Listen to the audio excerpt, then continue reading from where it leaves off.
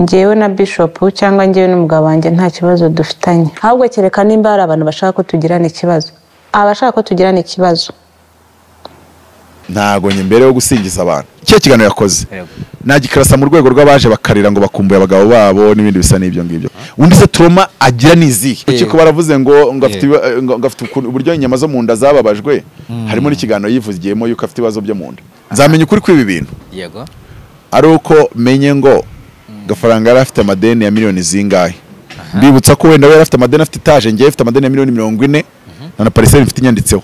Afite ibibazo kandi uko niko kuba umuntu. Sinzi umubare w'amadeni afitiye abantu yatsindiwe mu nkiko, sinzi nayo yateganyaga gutsindirwa kuko imanza zari nyinshi. Nk'izo yatsinzwe ishobora kuba ari 2 cyangwa 3, ariko uburana ku kijyanye n'amadeni. So izo nzishobora kuba zirenga miliyoni 30. Ugutinya gusubira waturutse kandi imanza watsinzwe ziragusubiza waturutse. Hari igihe umuntu ashobora kureka akavuga atarya etaje yava mangahe. Nta cyakorwa ku mutungo byemejwe yuko ugomba kugurishwa ngo ave mu bwishyu, nta cyakorwa ubujure butararangira. Nabanza akora ku buryo nje n'umugore tugabana mbere yuko yuko nyiri urubanza aza kunyishyuza. Itegeko ryarasohotse yuko abantu batabanye imyaka 5 badashobora kugabana. Reka na assuming biri muri itegeko nubwo ntabizi. Iyo murava ya divorce ntago ari kwemererwa kugabana ataragize imyaka 5. Ariko mu gihe divorce yatswe na Gafaranga kandi akaba yamuhohoteraga, bemerewe kugabana ndetse n'umubare munini w'amafaranga ya kuri side ya Murava. Murava nta deni afite umuntu wari wese. Gafaranga nasokamo hariya mukabona asubiranye n'umugore we, mukabona ntago yatse divorce, iyi hypothèse yanjye zabiri iri force. Ariko ashobora gusohoka mu gihe undi yakoze ikiganiro avuga ati nta kibazo dufitanye, wagasohoka gatavuga ati umuntu wamfunyisha ntago nabana nawe. Uzahita umenya ko icyo nakubwiye barabafite kandi uretse no kuba babafite n'urukiko bazaba barufite. Anete Murava no kuburana akavuga ati imitungo yose rajya kwa Anete Murava Gafaranga nta warahabwa iduka gusa. Rimwe nemwe rigenge ndeba abantu bavuga ngo nabayobozi, bavuga ko se kuba umuyobozi ni ukujya muri V8 gusa ugahembwa cyangwa ugomba kubutekereza birenze ko Mutabazi ntekereza. Reba ko none ndi kwitekereza kandi ntahemberwa uwo mwanya wawe. Umuntu wabanye na Platini afite ubustari butoya, ubwo yaba afite bwose uko bwari butoko bwose buraruta ubwonko bwe. Ngiye mu mboni yanjye ubustari bwe buramurusha imbaraga. Ibi bintu nzemeza ukuri kwabyo. Akoze ibyo nari kubwira bakamutaturira ahantu rwose ariko Masurudu kabari ka 5 uburi mbwiye ugiye gupimisha ADN y'umugore mu bana no matter what. Yes, reka mbahereze ikaze bakunzi bacu, mbasuza mbifurize kugubwa neza aho muri mwese impande n'imande zitandukanye z'igihugu. N'ibiganiro byacu bya buri munsi tugenda tubagezaho, cyane cyane ko tuba tugaruka ku buzima buri hano hanze ndetse buri mu baturarwanda muri rusange. Reka mereze ikaze Apotre Mutabazi, umeze neza? Ya ndamara ndakomeye, murakoze kumikaze. Urashima Imana? Ya turashima Imana. Yego, daruka gukana ikiganiro mu minsi yashize ho n'ubundi twari turi kuganira ku bijyanye n'ibyingo z'iki gihe, turi kuganira ku bintu bijyanye n'amadivorce n'ibiki. Ubwo wowe wambwiraga uti bibaye ngombwa ko wowe umugore wawe iyo mwatandukanye ugomba kumufasha cyangwa se nyine abari inshingano zawe. Bibiliya ntago cyase Bibiliya ubunyarwanda ubumuntu ntago bwemera yuko abaho umupfakazi w'indushyi cyangwa se umudivorce w'indushyi. Yego. Paulo yabwiye Timotheo amubwira ngo bene wabo babugufi bajya bamufasha umupfakazi w'indushyi, ubwo reka shyiraho n'umudivorce w'indushyi. Yego. Nako umudivorce bisanzwe none yitwa indushyi ryari iyo adafite umuntu we hafi wo kumufasha. Ninde umuntu wo hafi wo gufasha umugore nk'umugabo babyaranye abana. So kuba ugiye kugenda ni ikintu kimwe, ariko kuba ugomba kumufasha mu nshingano z'abana uretse ko giye buri gukora inshingano zawe z'abana ariko uva ku bana. Hari umuntu bango nzafasha abana gusa, that's stupid. Wowe uzagenda ugure jet, ugure V8, umugore mwabyaranye ajya kuryamira 5, bamufata ka video asigaye anywa suruduwiri. Inkuru se bazakora niki? Nubwo nabonye baba yakoze indirimbo nziza kandi n'umuhanga agashyiramo ishusho yanjye n'uburenganzira bwe. I'm inoffensive. Nubwo buri yanjye ndi umuntu ugiye ibintu birebire. Yes. Mu mashusho y'indirimbo donc kubona ishusho rya mbere rya peering uretse irye nyine, irindi rya peering ni abari twekara tune hariho ngewe abanza rya iribanza hasi rivuga ko mwamwibasiye ejo abariho Maître Maurice Munyentwari dese then gutyo yakoze ishusho ry'indirimbo tugomba ko abantu bari free kureka umuntu akexpressing ibitekerezo byo nkuko nawe expressinze ibyawe iyo ugiye hirya y'izo mbago uri umunyagitugu wewe wavuze ibitekerezo byawe kuri thumbnail ushyiraho platine n'ibindi bitandukanye noneho yajya kwikora akaririmbo ukabigira big deal nanone icyo gihe waba uri umunyagitugu waba uri umuntu utari mukuri waba utari umu-intellectuel kwa ariko noneho umuntu wabanye na Platini akoze ibyo nari kubwira bakamutaturira ahantu rwose ariko masurudu kabari ka 5 ntago mvuze ngo azabikora si rwo rwego rwe nta nubwo mbazi personally shano ko yarabyitiranyije nge ntago nigeze nanariza ibintu byose nge nari mbizi wenda bari abantu bajya deep ngo mu bwino nibo bijyamo ariko ngewe nanarizaga ngo itegeko nkuryo kintu ntekiza ko cyamubaje nuko navuze no uburi mbwiye ugiye gupimisha ADN y'umugore mu bana no matter what ibisobanuro bimo byose kuko ntiwabwira abagabo bose b'i Kigali ngo mujye gupimisha kuko bazi ibyo bintu binatoye ahari cyangwa se bishyizweho ngo ibitegeko abagabo bose bapimisha abana hayitaba nk'imyigaragambyo mu gihugu itazarangira sinzi ko abagore babyemera ko ibyo bintu bibaho abagore benshi batunze ntago mvuze ngo ni bose sinzi ari bangahe ariko abagore okay tuvuge ko ashobora no kuba ari abawe ariko wenda hagati wigeze agira haryama ashobora kuvuga ati nawe wamenye wenda tuvuge yuko ari nawe wateye inda ariko mbere y'itanu yuko uteye inda wenda hari icyo yakoze ashobora ko yagikoze rimwe mu buzima kane byicuza ariko still afite ubwoba bwo kumenya what is the result abagore benshi banakubwira ati noneho tugiye kubapima ariko noneho tugiye kubaha chance basi wenda tuzande dupima ibisubizo tubibahe mu birebe ari mwe mu deciding ko noneho tubiha abagabo hagata byibuza aho ngaho kubera iki we ntago ari ashobora ko yizeye karabe ariko ntago abyizeye ijana kurindi cyase ntago abyizeye ku bana bose nakavuga ati rero basi mbanje kubireba naba ndi safe ibintu nk'ibyo ngibyo so turetse cyo ngicyo nyine ashobora kuba kirakareyemo ko j'étais fermé et catégorique icyo yakoze nimba zikatakibwira abagabo bose kugikora cyitwa gupimisha umwana yari kuba ari safe iyo yumva ko by principle nta gupima umugore mu bana aho neme icyo gihe mu kiganiro ndabyibuka nemeraga ko umuntu yapima ni umukobwa ukwiye ngo anteye inda mutabana ugiye kwemera responsibility z'umwana ariko nimba umuntu muba mu nzi imwe don't play that game so ntago nanahindura position yanjye kuri icyo ariko nanone nicyo kintu dutandukaniraho hari abantu batekereza uko hari abatekereza uko kuko ari mu rwango nge ngusanze ku mugore wanjye nakwica akamuna avuga ati ngwice se gute akavuga ngo ngiye nadiringa n'umugore wanjye akanuvuga ati none umugore wanjye namwirukana nta bindi nta nubwo nanamubwira nabi ahita mbwira ngo parking ibyawe urukiko kazi karo dutekereza bitandukanye buri wese rero araza akexpose ibyo atekereza n'impamvu abitekereza uko abitekereza yego icyo ni kimwe ariko numvishe ku rundi ruhande nanone ibintu by'inzu ni big deal muri we kandi niko bimera ko yavuze ko yaririmbye indirimbo yari kuri Magorwa umuntu waturutse ahantu kure mu buzima bushaririye abafite akantu ko kwikomeza ku mafaranga ye yabonye seriously kandi ura Platini ningo psychological no ndikuvuga ntago bashaka gusubira we yaturutse yego mugengewe data n'umukire ntago nshobora kurwanya intambara y'amafaranga mbona kari amafuti biratandukanye nubwo atari umuherwe wa mbere ariko ntago waba waravutse ahantu hari ibintu ngo urwane intambara zo kwizirika ku bintu ukora ikitari cyo ariko iyo umuntu yaturutse handi avuga ati hari habi cyane akabona amafaranga arayafatishije kugira ngo ajye kumuvaho n'umuntu ashobora kwagwa so by'umwihariko rero kuri kiriya cyo ntago ari ukwica umuntu ni ukuvuga gusa ngo ahita shifting akajya muri logique runaka so ikiganiro cya kabiri none nakoze kiri mu bintu ubona ko byamubangamiraga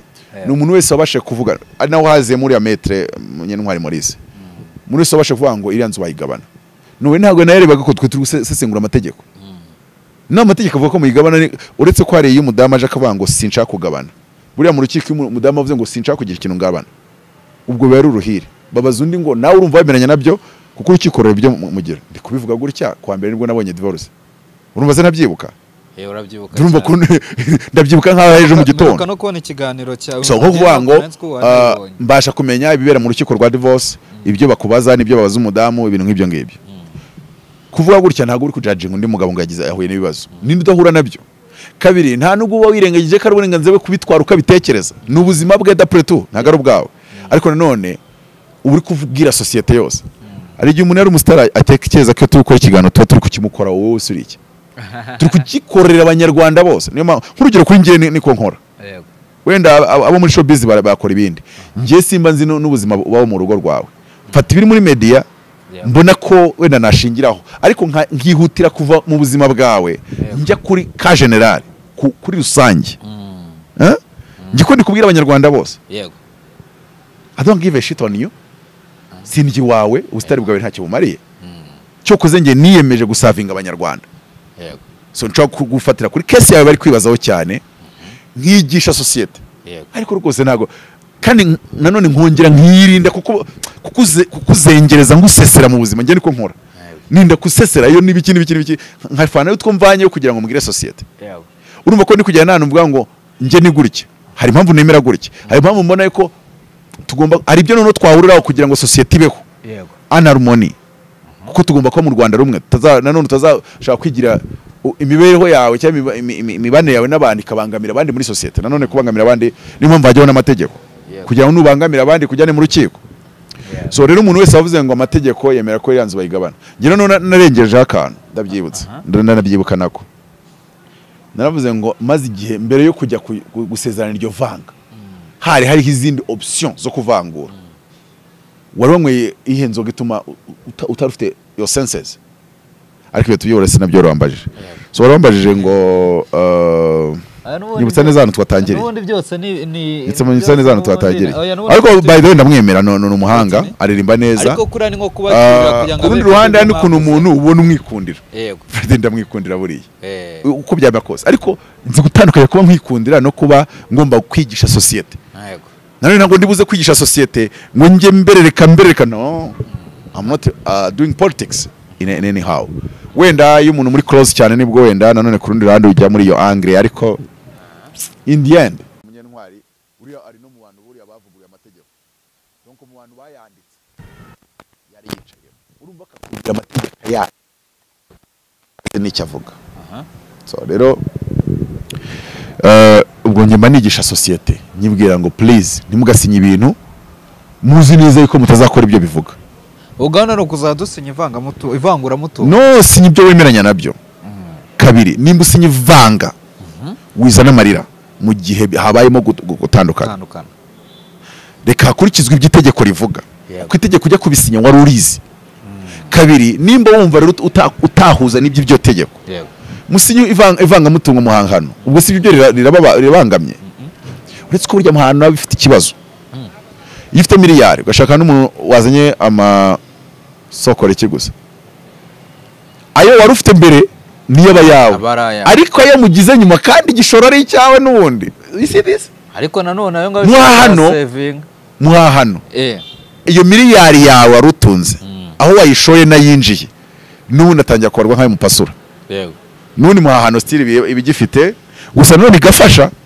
kuko nyine byandi wabonye imbere wenda nk'urugero iyo watandukanye ufite abana yandi wabonye imbere ushaka kubiha abana bawe ushaka nyine bituma bitazamo intambara so no kuvangura rero none uyu munsi u Rwanda rwanashyizeho indi option mukiyandikira mwebwe ukuru mushaka kubana mu mitungo mwimukandika tu freestyle yanyu kawavuga turumva amakabutura zaba yanjye ngo none amapantaro yo tuzayagabana reke nyine ugashyiramo ariko nyine mukabyemeranya hagati yanyu tuve kuri icyo ngicyo twigarukira aryo wari watanye umbaza ngo reka mweruka ngombyanga ibintu ngo byo ko byagatanya ngo no ushize twari twaganira n'ibyo nashaka kugarukaho ariko nubundi bwo twinjiye kuri ko wafasha umudamu yes nge numva ari umuntu umuntu mwabanye ntago ajya mu buzima bwawe byiteka niyo mpamvu wanagerageje kutabana n'abantu benshi cyane abantu b'abakteri bo muri Hollywood benshi bafite imyaka muri za 50 urabizi nibo ba star dufite baremereye usanga abenshi afite umugore wa gatatu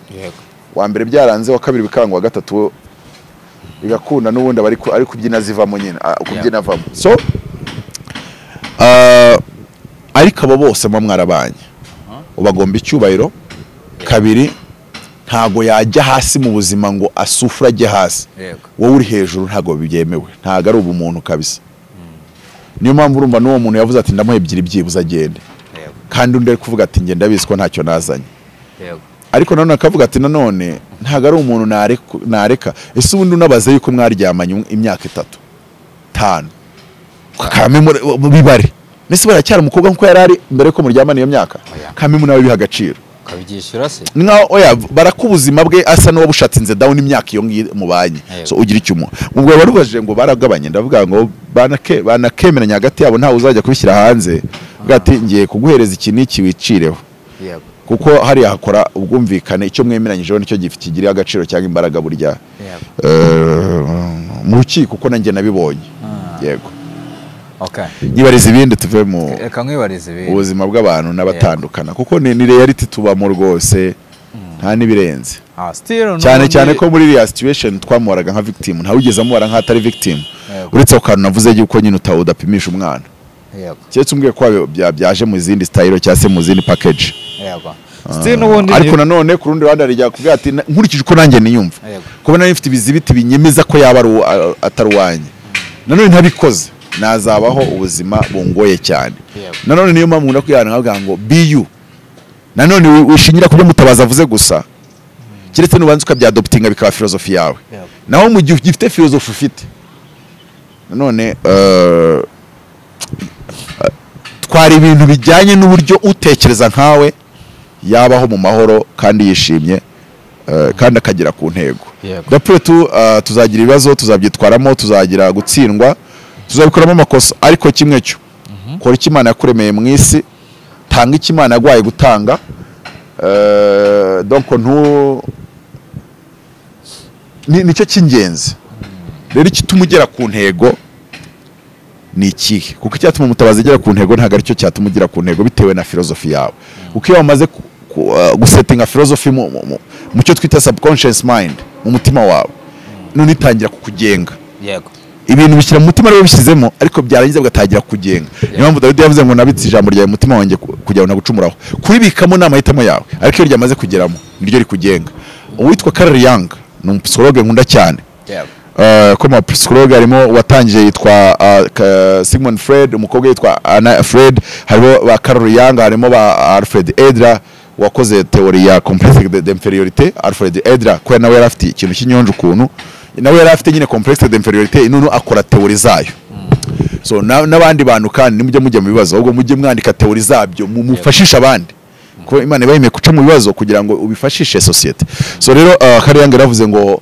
if you don't turn your unconscious conscience it will control you and you call it fate muntu udafata ibintu biri mu mutima wawe ngo bishyire mu ntekerezo zawe ngo bizagukontorora bigukoreshe ujye ubyita igeno ry'Imana naje noneho rero mu minsi yashize haje inkuru ijya hanze ni inkuru yababaje abantu benshi cyane n'ubundi wavuze ko ukunda gukora ibiganiro tutibasiye abantu ariko nanone tugende ku kintu gihari twigisha abandi so niyo mpamvu ngiye kukubaza iki ngiki hasohotse inkuru ni inkuru yababaje abantu benshi akaba ari inkuru y'uwo bita Bishop Gafaranga aho byavugwaga ko yari yatawe muri yombi azira ihohoterwa rishingiye ku gitsina n'ibindi byaha agiye akorera umudamu we babanaga then nyuma hagenda haza n'ibindi bintu byinshi bitandukanye tubona umukozi wo mu rugo ngo akaza akavuga ibyaberaga mu rugo ibintu byinshi cyane so ibyo byose rero nyuma yuko byabaye uho bita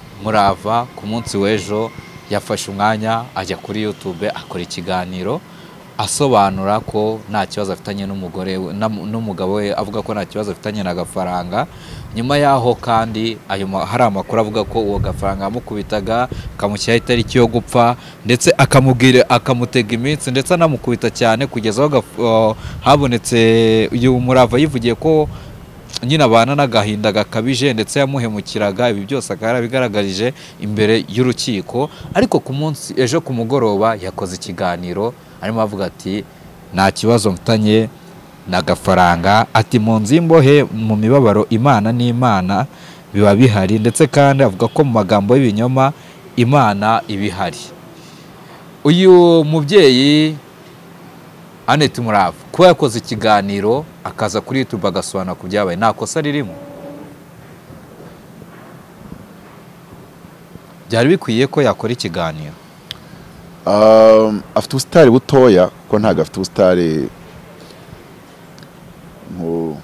nk'ubw'abandi tuzi bafite amazina manini bakoze indirimbo wenda zikagira na miliyoni 10 za viewership cyangwa se miliyoni 50 ba Meddy n'abandi. Ariko ubwo yaba afite bwose uko bwari buto bwose buraruta ubwonko bwe. Ngiye mu mboni yanjye ubusitari bwe buramurusha imbaraga. Kandi communication uri mu bibazo ufite ubusitari isaba ubwenge bwinshi. Cyo ni kimwe. Ikindi nzi ko we n'umutware we ndabubaha cyane. Mbubahira iki? They belong to a gang. I call it a gang of the master manipulators of public opinion. They are smart. They are masters. They are good on that. Nukuri pe n'abahanga. Ariyo mpamvu ndaza kuri hypothèse yanjye. Simpamya yuko ibintu muzi cyamutekeza ko muzi ari ukuri. Ibi bintu nzemeza ukuri kwabyo. Bameze nk'umuntu uri gukora amahano yo gukoresha ubwonko busesengura M23 mbukoresha ku bintu nk'ibyo ngibyo. Kandi akubwiye ko ntacyo bitumariye. Uretse wenda kuba dukeneye kwigisha societe gusa nta. Natwe dufite ishu zacu, natwe dufite ibibazo byacu. Yego. Ariko uza abantu bafite ibibazo mu kuntu bangana muvandi. Yewe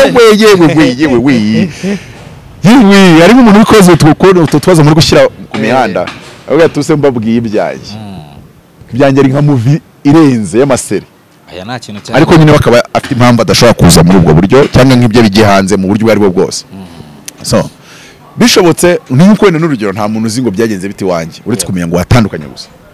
Ndabyubaha no kuburana narushize mu muhezo nubwo hari abaturage batanafite smartphone. Nabwo no atajya nujya kubira konta mu byaro ufite smartphone akabizana ku mihanda kuko kubana kw'abantu banabyara n'abana ntago ari ibintu byo gukiniramo.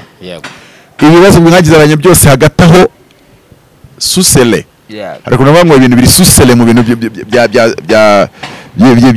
by'imanza. Nyine bigizwe ibanga bigizwe umuhezo nizo document ntawemere kuzinjiramo. Ils susele. Donc ibyo bizibiti n'ibiki byose babigize susele. Birazipinze nyine. So ariko ngewe nzamenya ukuri kw'ibi bintu. Yego. Ari uko menye ngo Gafaranga yari afite amadeni ya miliyoni zingahe. Mbibutsa ko wenda yari afite amadeni afite etaje ngiye afite amadeni ya miliyoni 40 na parcelle ifite inyanditseho. Donc abagabo tugira ibibazo. Gataje umuntu ngo wibasiye ntuza. Wowe urabona wazindurwa ruko ibasira umuntu kafite ibibazo. Wanibasiye kwa kwibasiye akazungu wisha abantu ariko umuntu wagize ibibazo. Abantu barabigira mwana nawe wamanutse kuri etaje yarabifite. None utaramanuka kuri etaje shene gute afite ibibazo kandi uko niko kuba umuntu. Yego. Niko kuba umugabo. Wenda arabatabifite ariko abo ngabo nta nubwo kubita abagabo byabyishobokera. Ngiye ko uje wita umugabo mbanza kubaza ibibazo waciyemo. Iyo nsanze nabyo waciyemo ndagane wita ibindi ariko kwita umugabo byo bishyire ku ruhande. None rero ntago ari ikibazo cyo kwatakinga abantu mu buryo bumwe cyangwa ubundi. Ariko nanone mfite brand. Ntago nyembere yo gusingiza abantu. Kandi cya kabiri ngerageza kwereka abantu ko babaho badatinya kuvuga ibyo batekereza. Kabiri bavugisha ukuri.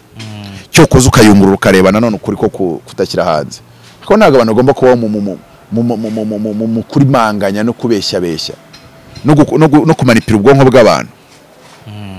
Ushobora kurenga ubwo bwoba. Yego.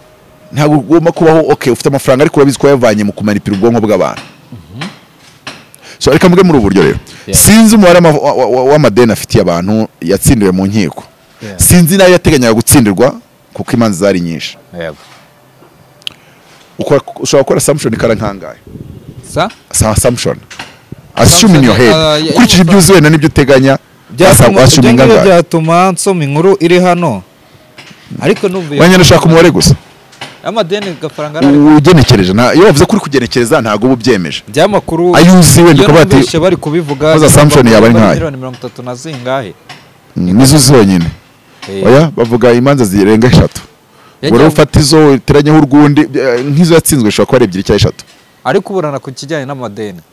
So izo nzishobora kuba zirenga miliyoni 30. So rero mpita nkora assumption ya miliyoni wenda zibaye nk'ijana cyangwa 80 cyazirenga.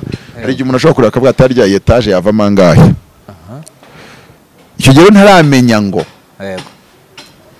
abantu bamutsinze mu manza yahise ajurira. bivuze ngo iyo urubanza rwajya mu bujurire nta cyakorwa ku mutungo byemejwe yuko ugomba kugurishwa ngo ave mu bwishyu nta cyakorwa ubujurire butararangira none se urumva ubujurire azaburana atararangiza kuva muri iriya kesi iri civile matter court hazabanza iki urubanza rw'imbonezamubano okay njye rero ntaramenya uko ibihagaze mu mafaranga yishyuzwa ngo menye n'agaciro ka etaje ntabwo nshobora kugukorera assessment cyangwa se mubwire ngo icyo mbona kimeze gutya kabiri niki nakuramo se cyakigisha societe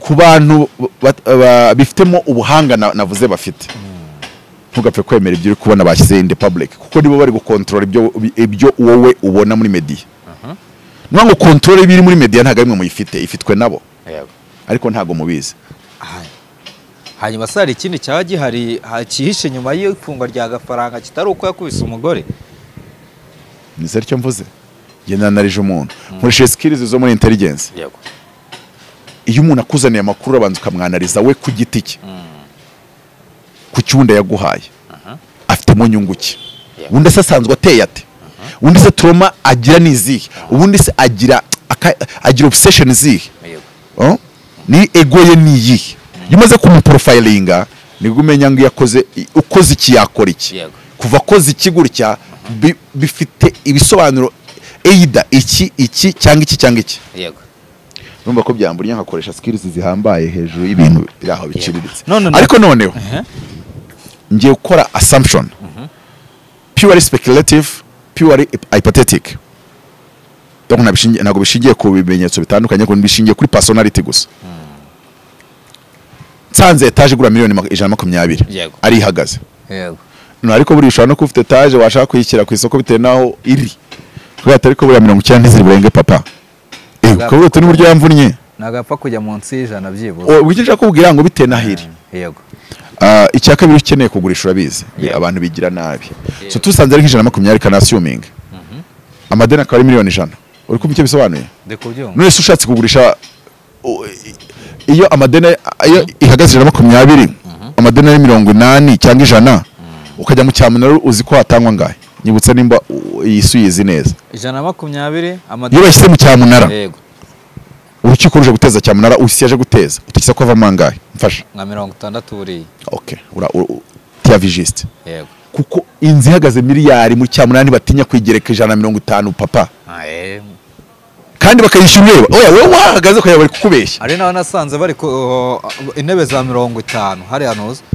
sanga intebe nziza kandi ubona ni intebe nk'iza miliyoni igice ukabona ni 50 kuri cyamunara ntumugakine okay none icyo gihe wakora iki uri mu master manipulator of public opinion waravuye kure udashaka gusubirayo nakubwiye uburyo ukora profiling y'abantu mbere yo kuyangwanariza wakora iki ari wowe icyo gihe uramutse muri kano kanya ubona ko habura gato ako ndongera niba wango bagiye kuyigurisha ahubwo nakubwire ko atuzuye ayo wishyuzwa nongere niba bivuze ngo ugiye hasi ahubwo ugiye muri minus wakora iki wowe mfasha numve nimba utekereza kure udatinya gusubira waturutse kandi imanza watsinzwe ziragusubiza waturutse wakora iki kereka ukoze nk'ibyo yago yakoze umva nkubwire naba nzakora ku buryo njye n'umugore tugabana mbere yuko yuko nyiri urubanza aza kunyishyuza cyane ko n'amadeni nayagize mbere ko mbana n'uyu mugore icyo gihe nkavuga yuko n'ubundi aya madeni agomba kujya kuri sayidi yanjye kuko n'ubundi uyu mugore atagizemo uruhare bityo ko tugomba kugabana bibaye bishobotse habaye ubonetse y'inzira tugabaniramo 120 paso kabiri kubera ko ari urutwara umwana kubera yuko namukubise kandi namuhohoteye bikabije muri miliyoni 120 agomba gutwaramo 80 hasigara na 40 cyase agomba gutwaramo 100 hasigara na 20 noneho kubwizo mpamvu murava nashaka miliyoni 20 azime nge nsokemo turi bubone gafaranga uhagararanye miliyoni 20 uri divorce n'abamwishyuza miliyoni 100 cyangwa 80 kudometre ubundi byo babyita bahita bavuga ngo échec mate à 5 coups cyangwa se à 4 coups kandi umuntu wakora ibyo ngibyo namubwira ngo man ndakwemeye uzima mba mwemeye aciye muri bref z'amategeko asoka gisirimu hari umuntu witwa ngo kubaye umwana mubi nushaka muri isi kuba umuntu ugira aho ugera ushaka kwigira umwana mwiza muvandi nubona breshe y'itegeko uzayikoresha hanyuma se nkibaza ibyo ngibyo biramutse none hanga ndahitamo nkubwira uburyo harimo challenge itegeko ryarasohotse yuko abantu batabanye imyaka 5 badashobora kugabana yego ariko ntago turasoma rya tegeko neza ugeze urisoma buri tegeko rigira breshe yaryo ari umwavoka w'inti yanjye yagiye kuburanira umudamu wari kumwe ati mburanira mbona indezo afite abana batandatu umugabo afite imitungo ubutaka amahegitari bo muri Kigali ahagaze za miliyari atariko nta nubwo amindezo umwavoka w'inti yanjye yaramubwiye ngo nge ntago ndi burana indezo ndaburana ko mupasura 50-50 ndetse se birashoboka tarasezeranye atabone mubyibeshyera ntimwasezeranye ko mwabyaranye abana batandatu ati ngenzi uburyo ndi bubigendeza ati ibyo nibyo twize muri superieur ati ibyo bindekere ati mutipe tuzagabana bimurenge byageze hagati bakajya mugereka $300,000 umugore ati ngiye kuyemera ati n'ubundi n'ibihumbi 100 sinabibonaga ko yaburanaga mu gihe yaje kuburana avoka wa mwavoka w'inshuti yanjye niwe wamuhaga n'itike no igihe yaje kumureba kuri office ngo biga urubanza niwe wamuhaga n'itike yo kumuzana akamuha n'akayawunga fata n'izi vero ryo gura akawunga gusa bemeranya ko nibarutsinda zamuha $6,000,000 ariko byarangiye buri yarutsinze bamuha $6,000,000 kandi batarasezeranye barapasura nkuvanga buri tegeko rigira breshe hanyuma itegeko rivuga gutya ariko itegeko rivuga gutya ariko niyo mpamvu rega ari ibyo ngibyo nta muntu wajya ajyana avoka kuburana avoka aba yaje nyine kugira ngo aburane ayo mahugu abantu benshi bemeza yuko iyo nigadurwa nta muntu wari kuntambuka uhanshikuteze ntago atsinda umuntu uvuga ngo ni uri mukuri ngo cyangwa afite ibimenyetso biterwa n'uburyo uzi kunaviga hari icyo bita the law and the spirit of the law hatsinda umuntu uzi kucontrollinga the spirit of the law no kubasha gukonvenka nyine abaki abacamanza noneho rero reka na assuming ibiri muri itegeko nubwo ntabizi ngiye kwesa Samson iyo mbivuze gutya nuko ngo hatagira umuntu banga umutazi yatubeshye ntago naje kubabeshya abo ndavuga ngo ushobora gusanga n'urugero bakubwira bati iyo murava ya divorce ntago ari kwemererwa kugabana ataragize imyaka 5 ariko mu gihe divorce yatswe n'agafaranga kandi akaba yamuhohoteraga bemerewe kugabana ndetse n'umubare munini w'amafaranga ya kuri side ya Murava nta deni afite umuntu wari wese therefore let's provoke it let's make ngenze numva ko iyi assumption nakoze cyangwa se hypothèse nakoze atariyo hypothèse ntabwo ishingiye kuri fact nyinshi nk'urugero iyo umuntu umukobwa twite duhita dukora hypothèse yuko yaryamanye n'umugabo ariko se hari umuntu twitiye muri piscine yihanaguje isume iriho spams aratwita ariko icyo twita hypothèse uretse abantu bamwe batazi no gukora research nyibona umukobwa utwite nkuri hypothèse ko yaryamanye n'umugabo noneho ngiye nkajya gukora research ariko mfite iyo hypothèse ni igitekerezo cy'ifilosofike ushingiraho kugira ngo ukore research yawe ariko ushobora gusozwa kora conclusion itandukanye na hypothèse kubera ko waje kubona ibindi bizibite urugero gafaranga nasokamo hariya mukabona asubiranye n'umugore we mukabona ntago yatse divorce iyi hypothèse yanjye zabiri iri force izabitariyo ariko ashobora gusohoka mu gihe undi yakoze ikiganiro avuga ati nta kibazo dufitanye wagasohoka gatavuga ati umuntu wamfugisha ntago nabana nawe uzahita umenya ko icyo nakubwiye barabafite kandi uretse no kuba babafite n'urukiko bazaba barufite nese urukiko ruzagera ku byo navuze hari n'abantu ngo hari igihe abantu musesengura mukamwayobya urukiko ukaba uhembwa waraho akazi ukambara iriya kanzu umusesenguza akakuyobya are you crazy are you crazy oye ikosa no kusibanganya ibimenyetso ariko abantu bakorera inzego za leta ntibakaze kutubwira ibintu bitari byo wenda bajya tubwira n'impamvu ahubwo twareka kuvuga ibi nibi ariko bivuga ngo muri kutuyobya ngo toyobya uyobya n'uwa deplace ikimenyetso na inshingano zawe barako n'ababuranyi bashobora gushaka kukuyobya nyine inshingano yawe rero no kutayobywa nabo sintekereza ko aribyo wize muri superiere. uriya mukobwa w'umukozi wo mu rugo burasi yayobeje si kuko nabindi wabwire birenze ibyo ngiye binawo bavuga mba numva ari nk'ubusazi ibintu byo mu rugo nta muntu uza kubivuga muri public. Ngicyo mbashe gusesengura se hypothetique. Yego.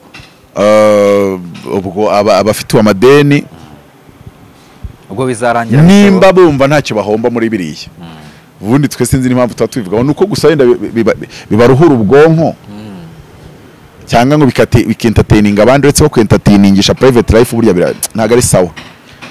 Ndi kubivuga nka gutya numva yuko nanjye ugashaka kujya mu rugo rwanjye rwasenyutse kuwa mbere ugashaka gukoresha details zarwo ntago naba nishimye nambangamiwe. Rero nimba byambangamira sinakoresha details zo mu kwa gafaranga ngo ntindeyo cyane.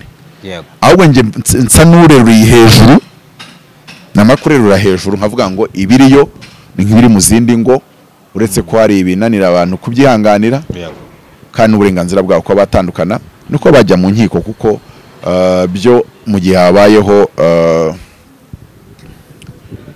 guhoterana ntago tugomba kubyoroshya. Nta no kuvuga ngo niko zizubakwa. Oya rwose ntago icyo kintu turakirwanya twivuye inyuma. Ntago ko zubaka umuntu agomba gukubita undi cyangwa mukore hotera ryo mu bitekerezo rikabije rigeraho umuntu ashobora kubikubitikiramo. So ariko nanone sinzi gafaranga aramutse asabye divorce mu gihe murava yavuze ati nta kibazo dufitanye cyangwa se nimba hari nabyihanganira ya myaka 5 yaba ikigendeweho ngo batabagabanya cyangwa se ngo batahereza. Erega umuntu aho smartness yo mategeko ibera Anete muravasha no kuburana akavuga ati imitungo yose rajya kwa Anete muravuga gafaranga nta warahabwa iduka gusa kandi ririmo amakote 15 ari yasigayemo. Munawe kubisa ariko cy'umutwe nandi nawe murebe ukavuga ute mwana unkoze kudometre kabisa. Nasugo saza si yakurikiranwa abo murimo arimo amadeni ubwo byazarangira bite. Ariko icyo gihe umwe muri kurikirana muri afite ibiceri. None ubwo baramufunga ariko. Oya. Shana muri mukamere gutyo. Iyo umuntu adafite ujye mumenya amategeko. Reba ko byanditse mu itegeko nshinga. Kubura ubwishyu ntabwo bigize cyane ko byanditse mu itegeko nshinga. None siribura niko byanditse. Kubura ubwishyu nibigize icyaha. Keretse ugiye kuburana ukagaragaza ko ayakwaka yashyizemo escroquerie. Ariko yakwatse kwereka ko muyajyana muri Tom Transfer. Tom Transfer ntago ari escroquerie ya gafaranga ni ya nyiri transfer ni ya nyiri Tom Transfer. Yego. Nubwo ibya Tom Transfer ntago iyo mbirebye ndavuga na okay.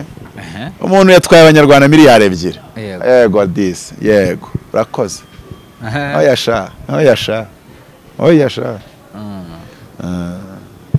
Nyine ni escroquerie ariko ifite abayite anyway ariko saba munga nimba amafaranga mwayahaye umuntu bigende bite. Ayahaye umuntu nyine nuwango inzego zacu nizo zakabaye zishyurira amafaranga abaturage. Ubwo nicyo nshaka kwerekeza. Yego. Amafaranga ya Tom Transfer yakabaye yishyurwa n'urwego ntazi rwa leta ruruhi. Ariko n'urwabahaye ibyangombwa byo gukora iriya business. Bivuze iki? Iyo betting igiye gutangira mu deposa muri Beneri miliyari 2. Yego. Kugira ngo atazagira abantu babarya ku mapari yabo ungeta mucika. Za miliyari 2 abari iki abari caution. Iyo ugiye kujya mu nzu y'umukire agusaba caution y'ukwezi. Ashatse inzu yabone inahambaye agusaba caution y'amezi 3. Nanda 6 wenda yo kuyibamo. Tisanga suranyishira umwaka caution unampa amezi 3 ya caution. N'uburenganzira bwe. Uzi impamvu uburenganzira bwe? Nukugira ngo atazahomba nyine. None se muri business ya Tom Transfer kuki bataya wabahaye ibyangombwa byo gukorera ya type of business yakoze caution uwemeye guha ibyangombwa 1 GB yategetse caution. Rimwe na rimwe igenge ndeba abantu bavuga ngo nabayobozi bavuga ko se kuba umuyobozi nukujya muri VWT gusa ugahembwa cyangwa ugomba kubutekereza birenze ko mutabazi ntekereza. Reba ko none ndi kubitekereza kandi ntahemberwa uwo mwanya wawe. Bwira umuntu ngo 1 GB bazagwa amafaranga mbere yuko bagwa amafaranga shyira caution ya miliyoni $1 hariya. Okay, nimba udashaka kubona miliyoni y'amadolari shaka coach Gael. Uzatuzana Chris Brown. Abantu bavuga ngo ntazabishobora. Ntiyagiye South Africa ku negotiate yagiye yosakina yafashe indege akina. So ubwo bushobozi bufite ayo mafaranga yafite. None rero baramunaniye. Yego dukomeze. Ushaka kumunanira ariko ubwo bushobozi yagaragaje ko bufite. Yego. N'ibindi. So ubwo neshatse kubwira ngo coach Gael aragutangira caution ya miliyoni. Noneho nimba kwizeyemo mugire n'ukuntu mukorana ni uzacunga ko utamufera kubera ko wafite aho wenda agukura cyangwa se na mu Rwanda ni gute umuntu aza akaka abantu amafaranga yego nta kosiyo y'uburyo. Donc umuntu avuze ngo mereza amafaranga mpereza miliyoni 5 nkuzana imodoka 2020, ariko yabizi ko ashobora kubona abakiriya 100 bamuha miliyoni 5 iyo nizo ni miliyari 5. yego Oya miliyoni 5 ku bantu wenda 500 nizo miliyari 5 kuko bibiyemo miliyari 2. kubana donc ubwo ni miliyoni 20 ku bantu 100 babahaye. yego nubwo ntavuze ngo niko bimeze, miliyoni 20 ku bantu 100 zikoze miliyari 2. hari arinza afata ayo mafaranga na gutyo, hari kosiyo ya miliyari 2 afite muri beneri cyangwa se mu bandi bantu babahaye. Erega ubundi ikintu cyose kirimo gufata amafaranga y'abantu utabaye produit wakabaye uhabwa certificate na beneri, kuko yabijemo nko kumera nko kugurizanya. Nese amafaranga ko bayaguhaye wabahaye imari yayo, oya ni nkaho bayikugurije. Rero nta muntu wakabaye agurizanya. Wabiziko na Ramberi donc agreement yo gukora Ramberi uyahabwa na beneri. Wabiziko Ramberi sigaye yaremejwe, ariko donc beneri kaguye icyangombwa cyabyo kuko uri gucuruza amafaranga. Icyo kintu cyacyumvikanye. Ni ukuvuga ngo hari ibintu biba nkabireba nkavuga ngo ariko ibyo bintu bijye biba n'umuntu wese ufitemo responsibility y'umuyobozi bahita bamwirukana. Yes. Ko nabonye icyo batinya no gutakaza imbehe. Yego. Nimbara amateka yanditse nayo bandike yandi nubundi niba yandika. Yego. Wambaza ibindi kubera ko cyo ndumva cyo nakivuzeho muri ntacyo nabirenzaho. Twatukira aho ibintu yavuze nyine ati nta kibazo bafite biri incoherent. Burya umuntu arimo atubeshya byanga bikunda hari ikintu akora ukabona ko kidahura na the right reasoning. Abantu bari kuburana ntago baza muri media, ariko we yaje. So kuvuga ngo nta kibazo bafitanye n'ibindi nk'ibyo byose ndabishyira muri angle yo kuvuga ngo ibyo avuga kuko no ukuri nta kibazo bafitanye, ariko nanone mu rukiko kiriyo byanga bikunda rero yabikozemo umubare we mwiza cyane. Reka dutegereze ibigiye gukurikira. None tuzamenya uburyo tubisesengura, kuko turi gusesengura cyangwa se turi kuganira mu bintu byakozwe na master manipulator of public opinion. They are the best of the best in this nation and they know what I'm saying. Nabahanga mu byo bakora. So dukomereze ku kindi kibazo. Ese uyu mugabo Bishop Gafaranga aramutse avuyeyo, gusa abakunzi be kiganiro nabonye cyarebwe n'ukuri pe. Nizere ko muzi mu moye kuko ni channel ye ku giti cye, ntabwo yagiye ku zindi channel. Nizere ko muzi mu moye nk'abakunzi be. Cyamukanda kabisa what the limit ibintu bya Western Money Monogram kabisa. Kuko erega uko byamera kose bafite ibibazo nubwo bataba bitubwiye, ariko hari ikibazo bafite. Ntago bazinduwe no gukora biriya kuriya badafite ibibazo, kandi mwarabakunze. Njye nuko ninatekereza no wakunze umuntu nk'urugero ushaka kuza ukambeshya kugira ngo ubone 100,000, ariko nkabona ko bikeneye kandi wenda hari ikintu cy'unkorera kikamfasha, n'ubundi nkahita ngo 300. Uzimo icyo nkoze ndabona ko ufite ikibazo, icyo nicyo ndaha agaciro. Inzira wuciyemo nuko umvaga ntayaguha in the normal way. Ugafaranga na Murava bari kubeshya naho biriya byo vuga ngo nta kibazo mfite cyase cyo kiganiro yakoze. Nagikarasa mu rwego rw'abaje bakarira ngo bakumbuye abagabo babo n'ibindi bisa n'ibyo ngibyo, kandi aho sinshaka kwihinjira. Si they are right, nabakunzi babo. Kandi abakunzi ba Mutabazi bazi ko babwira ukuri. Nta nubwo abiguraho, ariko abakunzi babo hari impamvu babaye abakunzi babo ntibabakunzi ba Mutabazi. Ubwo babakundanye n'ibyabo nyine nubwo buryo batwaramo ibintu. Hari ikindi kibazo kirose cyangwa wasoje? Oya ntabwo ndasoza. Ariko kitari kuri abo ngabo kuko ntacyo mfite mvuga kuri ibyo ngibyo bikirenze ibyo. Hano ubundi mpamvu narindi kubazaho urumva byana kubwiye ngo nge nigisha societe nka cyane navuze ko Tom Transfer leta ariyo yatumye twiba na 1 GB. Nicyo ubundi nicyo kiba kiri n'ingenzi kuri ngewe, kuko mba ngaragaje nakyuzinze leta ibyo abantu benshi bakunda gukwepa. None se ko badakora ibyo bagomba gukora ngo bagikore smartly, tutazigira tuvuga ngo ibintu byabo birimo ibihanga, tuzajye tubirebera hariya tu.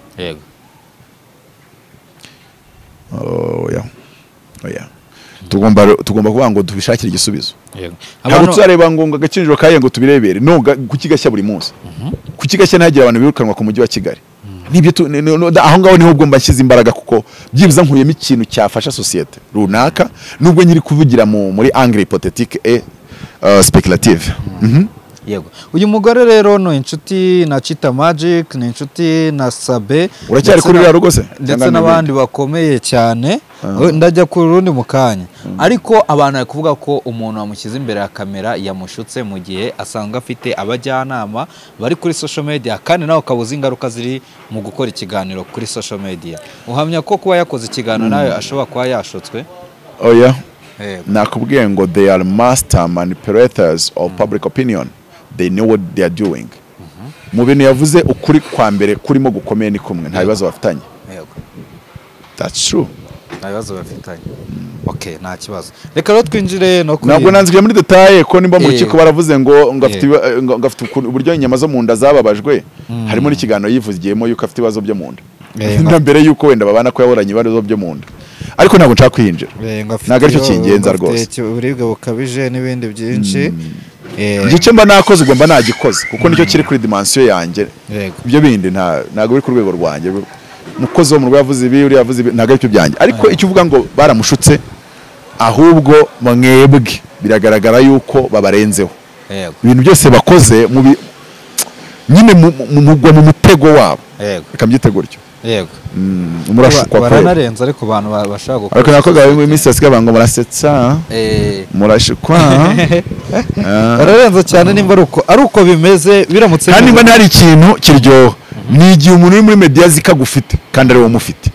Already ibintu byose ari gukora wewe calculate nze kari bubikore. Yego. Ubu mufite nyine. Ni nk'umuntu wakoze crime akaba ari kwikwepa ariko akagenda ashyiraho utuntu turaza kuyobya abanketeri, none akabona abanketeri bari kutugenderamo. Yego. Avuga ati murasetsa. Okay. So reka rero tunibaze, ni inkuru yasohotse kuri uyu munsi aho uwo bita Silas, sinzi nimba iyo nkuru warayibonye, akaba ari umuririmbyi, akaba ndetse ariko ibyo bintu byose mbabwiye ntago ari ukuri. Hypothèse ngo ntisinzi mwumvisha cyari cyo. Ibyo bintu mbabwiye byabukura ari uko bakoze ibyo na predictinze ko bazakora. Mwani magambo nimubona mu ijambo rimwe ryoroshye, nimuntu agafaranga asohotse ntiyake divorce. Ibyo navuze byose nta kuri kwabyo kuraba guhari, iraba ari hypothèse yo gushyira muri poubelle. Cyokoze yabyentateninze n'amatwi yawe, byana provoke inzu ubwonko bwawe kujya utekereza. Byanibukije ibijyanuza bya Tom Transfers ko ari amafaranga yakabaye leta yaduha. Yes, Tom Transfer yatwibye avec complicité ya leta. I don't know who, I don't know which institution muyaha abaturage rero. Ubutaha muzakore ku buryo Tom Transfer ijya kubaho yaratanze kosiyo ya miliyari 2 cyangwa 5. That's it. Cyetse nimumbwira ko mutari muzi ko Tom Transfer ikorera business koze kuriye. Wagira ngo nawe. None tukagira abayobozi muri leta shaba badakunda ibintu bya accountability.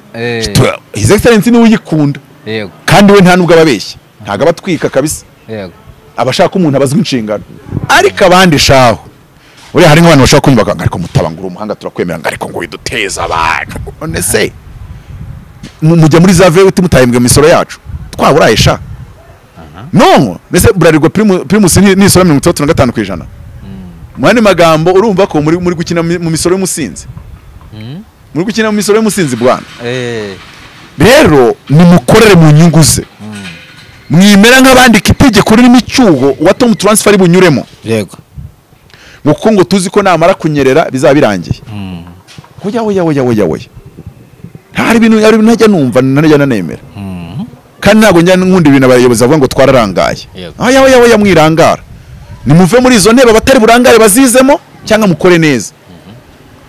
Akoreka nkwibarese ikibazo kimwe, iyo umuntu ari kuburana kuri ibyo ngibyo tuvuge nka gafaranga muri mbere ari kuburana kuri izo case wenda z'amadeni n'iki, ubundi bwo nago bashobora kuba bamufunga cyangwa se nagashobora kuba yakagombye kuba yarafunzwe kubera ayo madeni.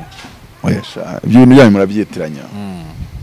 Nakubwiye ngo kubura ubwishyu ntibigize icyaha byanditse muri constitution. Handi kuvuga mu gihe mu constitution waba uyikandagiye. Wabugize umunyagitugu. Hari abantu bafunga keretse ubashe kumwemeza ko yakoze escroquerie. Escroquerie icyari cyose ni igihe umuntu nje nkakubwira ngo ibihumbi 50 ngiye kuburara. Yego. Nzayakwishyura. Iyo ntayakwishyuye ntago bamfunga. Yego. Kuko nabuze ubwishyu. Noneho rero nje nkakubwira ngo ibihumbi 50 meya wa Kicukiro yantumye. Yego. Bikaza kugaragara yuko meya wa Kicukiro atari yantumye. Babyita ubwambuzi bushukana. Urumva ko bibaye criminal. Yego. n'inkiko biburanirwamo si zimwe. Iyo nakwatse 50 sinyaguhe ujya mu rukiko rw'imbonezamubano ugashyira avoka ukandega. Ariko iyo nakubwiye ngo meya yantumye nta nubwo meya ari undega, nta nubwo ari wowe undega, ndegwa na RIB na PPR, niba ari PPR donc prosecutor general cyangwa se prosecutor. Nubango ni umushinjacyaha kuko nakoze ubwambuzi bushukana. Bivuze iki rero? Iyo nkwaye nkubwiye ngo 50 nzayakwishyura ugashaka kundega ukabona yuko nzavuga ko nabuze ubwishyu kandi nzaguheza kuko ndinjiza ariko ntago ari ibintu bitrasable, uhita wombeshyera ugakora ku buryo uvuga yuko nayakwatse nkubwira ko ari meya uyagize gute uyagutumye. None ubwo urumva nkwiyetinze icyitwa escroquerie. None iyo ubonye escroquerie igiye gufata urizarya imyaka 3 cyangwa 5 uhita uvuga ngo umwana reka ngo se nkani yawe tubirangiza. Aho urukumva buryo abantu baburana gakumva cyane nubwo buryo abantu batrika ibintu by'amafaranga. Naho ndavuga nk'urugero umuntu mu cyiciro cya mbere cy'ubudehe umugurije miliyari 5 abishatse yazinyereza zikaburirwa irengero kandi ntago yazigeragereza. Ikintu cya mbere we yabura navuga ngo wamuhaye amafaranga ubibona neza ko ubushobozi bwe n'icyiciro abamo cy'ubudehe kitamuperimeta kuzayishyura. Nukurara gutsinda. Ngenzi umuntu watsinze muri akoresha iyo ngingo. Hari undi watsinze yarandisoma ari umwanya bitaga rondisoma munuza cyangwa se yayoboraga rondisoma muri byumba afite imanite. Ngo amafaranga miliyoni 50 cy'ijana na buri rwirengero. Ariko urumva arabakomeye bari inyuma iyo dossier. None uzi kuntu yaburanye ava ko yaraje araburana avuga ngo uriya mwanya wakayorwa n'umuntu ufite lisansi mwawuhaye umuntu w'umuD5 ahubwo ngo yaranagerageje mwamuhaye umwanya mwamuhaye inshingano zirenze ubushobozi bwe. Ati ni nkuko mwafata umuntu utazi gusoma no kwandika mukamuha kubara amafaranga ya beneri mukavuga yuko yaburiwe irengero. Yaratsinze ariko buriya cyari abavuga shaka bazi kuburana shaho sikakureba agahita yifatira ingingo utanatekereje ko ariyo yaburanisha kandi akayigutsindiramo rugana inkoyoyo. Ese umuntu aramutse ari umukozi wawe agukorera agahomba amafaranga ko njya mbona hari abajyanwa mu nkiko cyangwa se hari amategeko bwari cyo babivugaho mu buryo butandukanye n'uburyo byakozwemo. Kwa kundi aba ari nk'umukozi agahomba, kwa kundi ufite nk'umuntu gucuruza agahomba. Rero gufungwa ko biba bikwiriye. Amategeko afite ukuntu abiteganya kandi sindi nyoze mu mategeko cyese ngiye kuyasoma kuko byo napfubyemo umuburanyi w'amahugu ariko ntago ndabisoma. Gusa amategeko afite icyo bivugaho. Kabiri yuburana n'umukire. N'amategeko n'abantu bari mu mategeko mu butabera nabonye mu Rwanda uburyo batwaramo ibintu. Biragoye. Kuburana muri Amerika no kuburana mu Rwanda hari igihe ubona birimo difference. Hari igihe ndavuze ngo hari igihe ntabwo muze buri gihe. Ikindi kandi mbona abanyarwanda bakunda kurwana ishyaka ryo kuvanga ibintu byacu ngo ngo nta makemwe aho bagira bakubwira ngo nta muntu wakora icyaha ngatafatwa mu Rwanda. Usikuri muri Amerika umuntu ariko turitsa World Trade Center ubwo se dufite ubutasi burutu bwa seya. Hari igihe umuntu abwira ibintu ko wabitekerejeho. It doesn't stand even the logic, the analytical and critical thinking. Cyetse muri gukora propaganda cya politiki ariko abantu bakesha pa inzego zacu bakesha pa inzego za Amerika. Ibyo bintu uri kumbwira sindi kubyumva. Wenda vuga uti ntago bazesha pa umwaka wose. Cyari kubivuga ko batazesha pa mu minsi 3 cyangwa 5. Icya kabiri nuko abantu bakora ibyaha mu Rwanda baba ari ba mafene. Ubundi hanze usanga umuntu uri gukora icyaha yarahoze muri seyi. Mwani magambo azi uburyo inzego zanyu zikora. Anazifitemo noneho abantu bamuha amakuru. Yego. Nijya afite ukuntu yiconnecta kuri database z'izo nzego akabasha kubona ibyo zirimo zikora. Yego. Ibimenyetso n'iki n'amakuru ziri kwakira. Uyu muntu none yagiye gukora icyaha. Abari mubi cyane. Kuko afitemo ikibyitso. Kabiri afite access kukumenya uburyo batekereza iyo bagiye gukurikirana ikirego. Wenda yasanzwe ari ubayobora. Gusa uyu muntu uzamufata. Naho umuntu ushaka usanga ari kwa ngo agiye kwiba banke. Ntazi nuko inzego z'umutekano zikurikirana ikirego nk'icyo. Gusa urumva uyu muntu koko abazi ibyarimo. Magabaze byari. So na rero kuba abo bantu b'abakozi bakunda gutsindwa nuko baba ari kurana n'abanyamafaranga. Yibura n'umunyamafaranga rero akenshi batsindwa. Ariko simugire ngo Amerika bwo waburana na Donald Trump ngo bikorohere kubera iki afite abavoka baba hatari abambere mu bambere urumva uwahariya we atsinda kubera ko afite abavoka ba mbere mu ba mbere uwa hano ashobora gutsinda kubera ko mura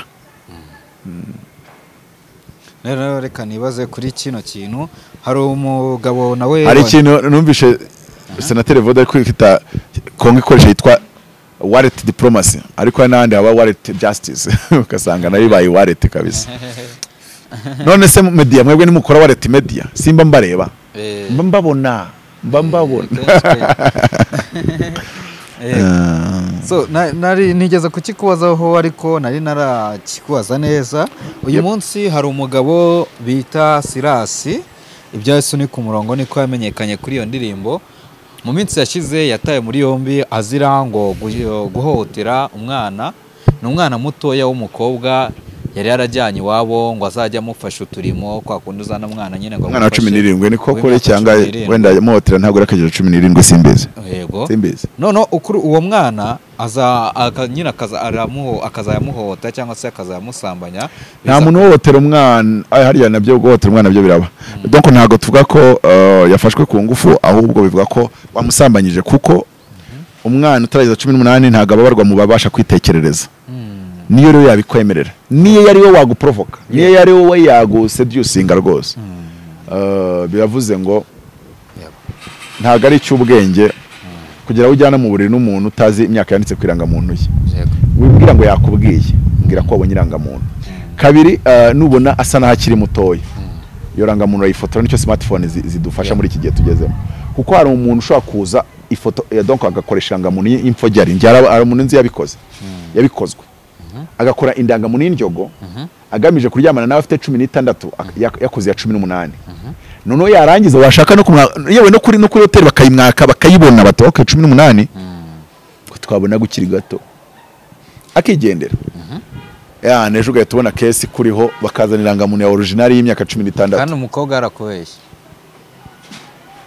none iyo utabasha kugaragaza yuko bamwanditse mu bitabo bya hoteli tune se bamwanditsemo atabanye ko afite 18 iyo baba bafite 13 bashaka ko yinjira ntago bari kumwandikira irangamuntu bamwanditse okay iyo udafite ibintu nk'ibyo ngibyo wena nk'urugero akaba yayigaragaje ariko akareka bakandika wowe mvandi kuko ubwahagirana ngo yango yari afite irangamuntu niyo myaka 18 si ijambo rya konti rirye se ugatene se warayinyatse akazana ibimenyetso warayinyatse se muri rwego nese abantu bose uteretana nabura banzwe bakiranga muntu donc arakujagaraza bakakudadira bakagufunga so hari umuntu babikoze ngenzi pour dire que mugomba kugira ko kuba cautious mukirinda cyane cyangwa se mugakora mushaka abagore reka kandi mugumane nabo bagore donc ntimukaje hanze bari bakora divorce nese bari bakora divorce okay nyine abantu bashaka abagore bagumane n'abagore babo banagerageze gukora ku buryo niyo hazi ibindi bibazo mu rugo kiriya cyo kiba kitariho nta kibazo kikiriho nta kibazo gikomeye nk'icyo kigomba kuza nta kibazo kiri mu bijyanye n'imibonano ku buryo umuntu yajya gushakira ahandi reka mbyite gutyo uyu mugabo rero ariko biba binababaje iyo umuntu agiye kugira wajyaho buriya rero kamubwire ngewe principe yanjye kuva ndi mutoya ku myaka mfite 19 ntago najyaga mvugana n'umukobwa utagije 21 kandi namwakagiranga muntu nkarebaho nanavuga no mfite 19 ko nta nubwo ndi budiringe no 18 21 waho nduvuga ngo ni umuntu ukuze mu mategeko mu buryo bwuzuye hari ikintu rero n'uyu munsi ngira nk'ihame iyo turi kuvugana nkabona ufite imyaka muri za 18 17 19 ntago navuga amagambo abiri ntaragutuma nyoko ijambo rya mbere yakanda kwaza ni mama araho se mumeze neza amasomo biragenda sinarenza kuri ayo magambo niyo twaduhagaze turi abantu babiri dutegereje bisi ubwo irarinde tugeraho nta kindi tuvuganye nge mba numva binabangamye kuri kuganira n'umwana wa 17 kuganira gusa byonyine no kuba muhagaranye ni ikibazo baba we mukaganira wenda ugiye kureba nyina cyangwa ugiye kureba se umusanze muri salo y'uwabo muganiriye nta muntu mukuru hari muri kuganira ibiki ariko anabavuga ngo abakobwa ngo nibo babikururaho cyangwa se babashora wenda hari umuntu uhita kwanga ngo twanandi kumugira inama z'uriya gutwara mu buzima abakobwa bo munsi y'iyo myaka nabo babashyushye cyane mugira inama en presence y'undi muntu ushamukuru cyangwa undi muntu wimbwira kuri kumugira inama uri gitsina gabo ari gitsina gore afite 17 ufite 50 izo nama mugira zimeze gute cyetse nimba uzi ko ufite kabine y'ubujyanama izwi kandi aho hantu akaba ari gukorera ako kazi k'ubujyanama ikindi biba byiza ko afitemo CCTV kamera hejuru mwani magambo nawe wishyirireho boundaries zo kutarenga imbago ugomba kurenga wowe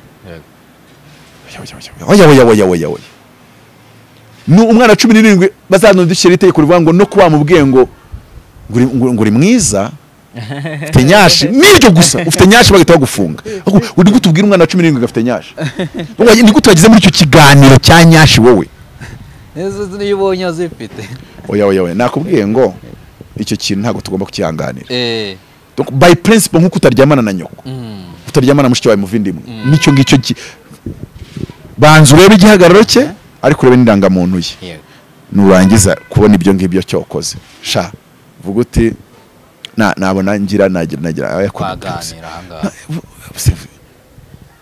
okay hari umuntu yigeze kubwira ni ngakono gakurize karyoshya imboga arambwiye ati ntago z'abana ba 16 barusha abanyina kuba abagore ariko amategeko ntago ibyo ngibyo abikosiyona so rero urasetsa kushize ba Davis barorokejwe nuko basanze umukobwa ubusugi yarera butaye kera aya njya nakubwiye bya wallet justice nimba ariyo ngingo yonyine ubwo hariho n'izindi bashobora ko anige bashobora gusanga bavuga bati uyu mukobwa yizanye mu mageto yabo uyu mukobwa yababeshya imyaka bakafite proof ko yababeshya imyaka aho ngaho icyo gihe nk'urugero se umuntu ashobora ati nagusanze mu ibara kandi nzi ko mu ibara muri boîte de nuit hajyamo umuntu uregeje imyaka iyi niyi nzi ko basabiranga muntu twahuriyeyo niyo wansabye ngo dutahane n'ibindi cyase hari inyandiko yanyandikiye umbwira hari ukuntu mu rukiko baba bafite ukuntu amategeko sibese nakuya ngo mu mategeko harimo breach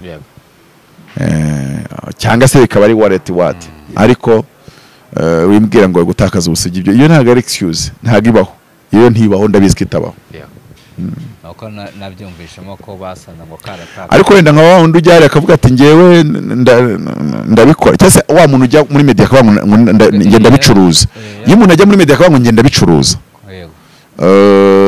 hari uburyo mu rukiko iyo ufite umwavoka mwiza ashobora kwegeranya utwo tuntu twose akavuga ati rero urabona ko umuburanyi wanjye yumvaga ari guhura n'umuntu ubisanzwemo kandi ukuze kandi bahuriye ahantu haba hari abantu barengera 18 nk'urugero ubu koko najya kuryamana n'umudepite simvuze ko nabikoze mu kabyaramo ukazaza kunsinja ngo ni mineri none se umuntu abadepite ari mineri nabwo noya kamere mu ngiyewe nk'urugero cyase tuvuge ko atari umudepite ariko yambeshye kariwe mbashe guprovinga urukiko ko yambeshye kari umudepite nabwo none se ko umuntu yambeshye kari umudepite nayo kumva ko umudepite adafite 18 ariko se mu gihe bari mbashe guprovinga urukiko ko yambwiye kari umudepite icyo gihe rwose mpasoka ndi umwere mujye mumenya n'ukuntu abantu baburana kubera iki ntago wambwira ngo nawe kujya kureba no kwiranga muntu kandi umuntu yambwiye ko ari umudepite hari filime nabonye y'ibintu by'imanza nuko iyo umuntu ugenda amenya kudeshifra ukuri ko abantu bahishe Carl Reitman yitwa Right to Me we yabashe guprovinga ko umuburanyi atagomba gufungwa aciye mu yenzira yaravuye ati umukobwa ya fake inzi ID azabeshya yuko yiga segonderi ubona ko yiga kuri segonderi kandi we yiga primary muhandi magambo we ari creating profile y'umuntu mukuru gatatu aravuga ati uburyo umubiri ukoze mu gatuza na nyashi agaragara nk'umuntu mukuru areye ni ku maso none se ubungu nkurikije ubwanwa ndi kurebana unakira nk'usabiranga muntu nkushaka kumenya niba ufite 18 ariko se nk'urugero nsanzwe utayifite mu kuburana nagaragaza ubwo bwanwa bwawe ubwo bwanwa bwawe bwansova navuga ni ukuri uyu muntu ukuntu yigaragazaga icya kabiri yakoraga kuri YouTube sinzi ko umuntu yemereye gufata ibiganiro adafite 18 kubwizo mpamvu rero ngewe kuko icya kigomba kugirwa na element moral element materiel element juridique element moral ugomba kuba wari ubizi kuri gukora icyaha cyangwa se wari ubizi ko uri kugira nabi cyangwa se wari ugambiriye kugira nabi ariko hari igihe ubona n'umuntu ukabona muri iyo case y'abana ugomba kuba wari ugambiriye kuryamana n'umwana utuje imyaka rero igihe nge nabonaga afite 40 ndaguha urugero n'undi rugero tubonye umwana ariko ufite uburyo yagize igikuru nk'icy'umuntu w'imyaka 40 n'ibindi wenda tuvuge ni umusore afite ubwanwa bugira nk'ariya afite imwemwe afite urutwe runini afite ukura ni munini afite ibintu byose bimukarasa nk'umuntu mukuru akaryamana n'umudamu wishuga mami akazajya kurega ngo afite 17 uwo mushugama ashobora gutsinda kuko nta na kimwe kimuriho kigaragaza ko afite imyaka mito. yego we none asanze rero yakundaga no kumuganiriza icyo gihe uwo mukobwa yaje ashaka kugira ngo aryamane n'abahungu nyine bakuze bo ku kigo nyine cya universite azabeshya akayiga muri segonderi none azanaganira ibintu bya economy. Rero nk'urugero umuntu waza aganira ibintu bya M23 none umuntu akavuga ati uyu muntu yaje twahuriye muri bar tugeze iwanjye ibintu twaganiraga yarari gusesengura ibintu bya M23 kumva nabirengeje bamutabaza mu by'ukuri none yanahimbyeranga muntu. Donc utwo tuntu twose umwavoka aradukurikiranya akavuga ati nubwo adafite imyaka ariko yakize imbaraga mu kuyifekinga. Rero ahubwo umukiriya wanjye ni victime. Warugarutse kuri Silas birababaje ntabwo byakabaye. Washaka kwimbaza iki se? Inkuru ya numvishe na kwimbaza iki cyafasha societe na ndagira ngo nibaze ikintu numvishe. Uyu Silas mu kuburana kwiwe yavuze ko atari we wigeze usambanya uyu mwana wiwe ndetse anavuga ko na DNA ishobora kunakorwa bagasanga amaraso bahuje, ariko avuga ko umwana atari wigeze umusambanya ahubwo yasambanyijwe n'umuhungu we yibyariye, kandi ngo hakaba binazwi neza ko umuhungu we n'undi hari undi mukobwa yigeze gusambanya bikarangira bamukuyemo inda. Uyu Silas rero yaburanye avuga ko ya magambo kubera ko kumbwira udafashe gutya ku bwa avoka wa Silas bien sûr ashobora gutsindwa ariko iyo ni coup de jeune.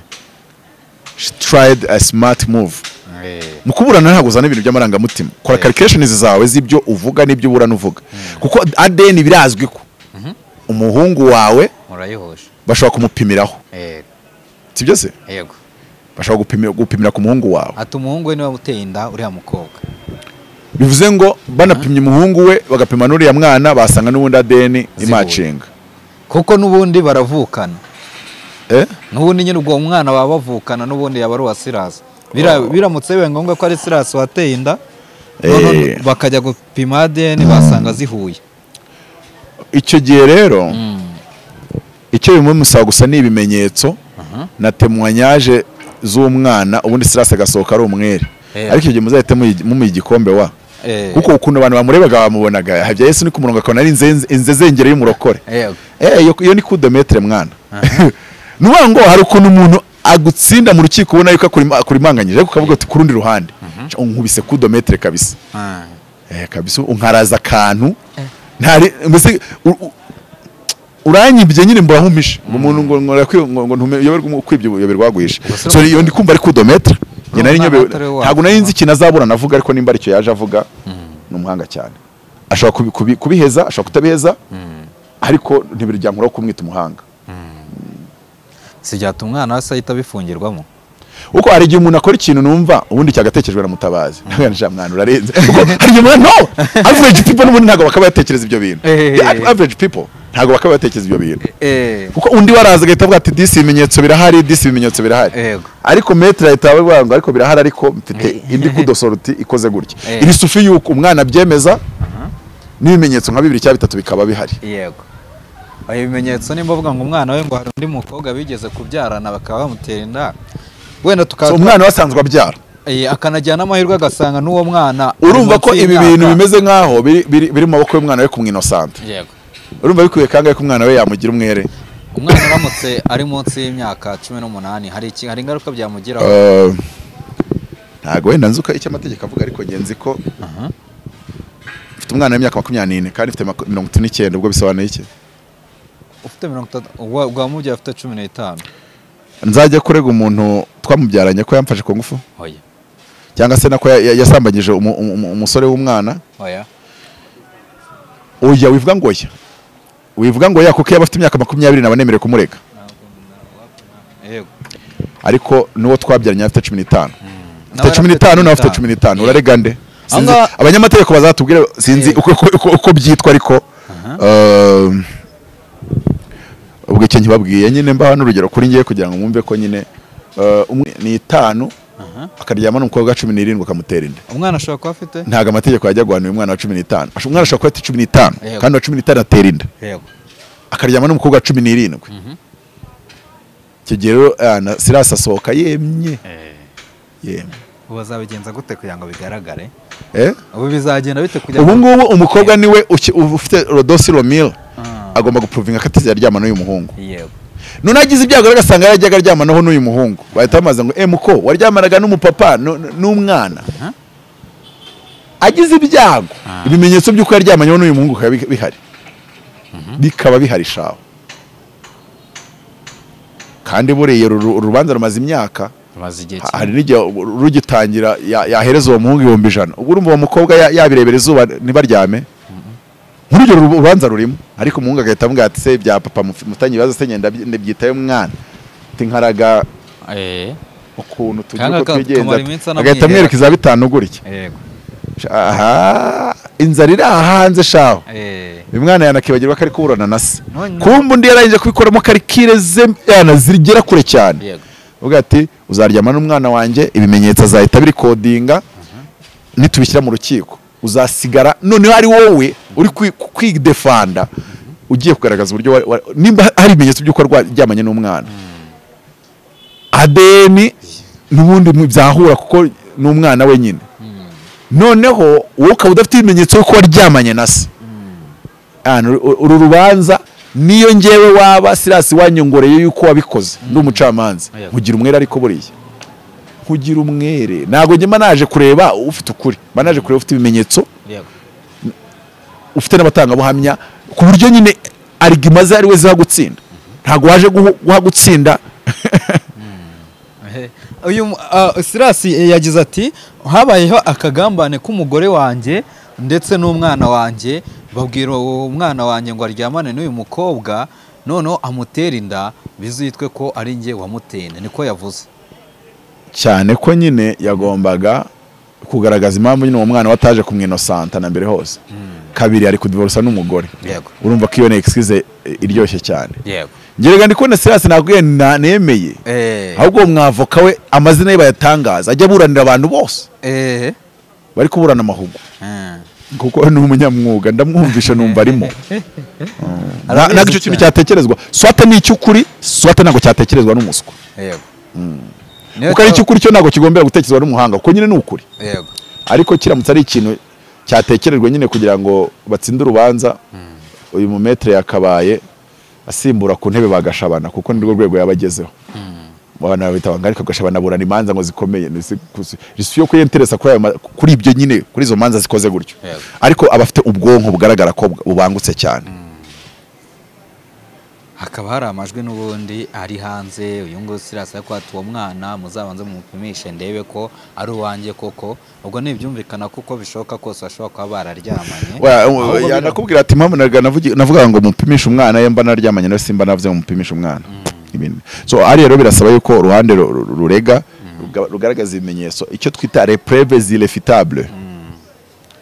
Ibitiyano cyane mwana bakirangije kugeza ubu ngubu mfite uruhande rwa Silas. No kuko ndebye mu rukiko nibiri muri dossier nibiri mu kuburana turande rwa Silas kugeza umukobwa agaragaje proof yuko nyine afite ibizibiti, agaragaje ko atigeze aryamana n'umuhungu. Kugeza igihe umukobwa azagaragaza ko atigeze aryamana n'umuhungu, ese biramutse bibaye ngombwa ko ukuntu bikoze, nimba umuhungu ajya atera inda bivuze ko ajya aryamana n'abakobwa, kandi mwabaga mu rugo rumwe, kandi mu kigero kimwe. Urumva kandi umugabo yari ifite umugore, ntabwo mwari kuryamanira mu rugo. Ni ukuri aragufite aburanye neza rero. Kire tuzanyemo ya warrant justice, ariko aburanye neza none ukagira ibyago akanigirira ka warrant justice muri we. Waba uri mu bishokoro we waburangiye. Uretse ko kugeza ubu ngubu nakwe ngo nice mu ikanzu ya judge, kugeza ubu ngubu ni rw'amahirwe Silas kumugira umwere, kugeza umukobwa agaragaje les preuves irréfutables. Ndakubwiza ukuri. Ndumva ari ibyo ngibyo. Nizere ko nta mucamanza wagiye muri RPD n'abanyobeje. Enda mujye mureka kwigira gutyo mwigira nabi. Tuzagira inzara tuba dufite. Namwe muze guteta sha mwambaye kanzu z'imikara n'akantu k'umweru. Oya kandi namwe mujye murekera. Twagerageje kubungabunga societe na privacy z'abantu mu buryo bumwe cyangwa ubundi. Ariko mujye mureka abanyarwanda baganire wana. Mujye mureka abanyarwanda baganire kuko nose niko tutagana koze muri societe. Wena nyine nirinda kujya muri privacy kandi si ntibikwiye. Ariko uzabwira abantu ngo bataganira. n'ibyo ngibyo. So nibyo ngibyo ndumva nagushimira, wakoze cyane, ni byinshi twaganiriye. Nge nibyo ngibyo nari mfite byo kukwibariza, nashaka kubaza ubwo urumva kuri iyo case ya Murava arayikoze ikiganiro ntibivugaho rumwe n'abantu benshi, abantu benshi bakamunenga bati ntabwo yakagombye kuza kuri social media, cyane ko no mu minsi yashize yagiye agaragara amupostinga umugabo we cyane, ariko bati ntabwo yakagombye kuza kuri social media agaragaza ko nta kibazo bafitanye, mu gihe yamufungishije akaba ariririma yarakatiwe ya 30 y'agateganyo tuba tutazena ngo izamara igihe kingana iki. Nimba yashyize umuntu kuri case ingana gutyo abantu bakamurenga, kandi nkibyibuka nimba nta kintu gutwaye uze ko abantu nimero yanjye wanayivuga nta kibazo n'ubundi nkaza no turi kwambika abantu amasiyuta ameze neza cyane muri Apotre Mutabazi Haute Couture, ni iryo duka turi kwambikiramo abantu ama made in Rwanda ameze neza, amasiyuti ameze neza, nyine ni Haute Couture. Tugomba kwambika abantu imyambaro ijyanye n'icyerekezo. Turi gukora izitwa za Solomon, turi gukora izitwa za harimo nka zingahe, noneho hari n'amakoboyi dushaka kujya tudoda, yego, n'imyambaro y'andi matisi atandukanye yo kwambara izajyanwa mu byaro rimwe na rimwe dukoresheje imyambaro. Urabona bino byambaro ukabona ni igikoboyi cy'umuntu munini cyane rero nka 200 mu isoko, turagifata tukagikuramo amakabutura meza n'amapantaro meza y'abajene bo mu mijyi ya secondary cities, second cities cyase ya nyine nka Byumba, Butare, Musanze n'ahandi hatandukanye. Zo rero tuzita Kadeshi na Kanyarira. Ndashaka gukora ama brand y'imyambarire. Abantu rero bashaka guhamagara ku bw'izo mpamvu, bashaka kutwandikira kuri WhatsApp ku bw'izo mpamvu, bakavuga bati dukeneye suit, cyangwa ushaka kuba usanzwe ukunda Mutabazi bakavuga ati ndashaka gura igitabo cyawe, yego, cyangwa ukavuga ati ndashaka mu nyereka amakote mu mukora mbashe kugira iryo nihahiramo. Dukoresha amatisi ya qualité iteye ubwoba. Turakora ibintu nyine biri ku rwego Haute Couture donc.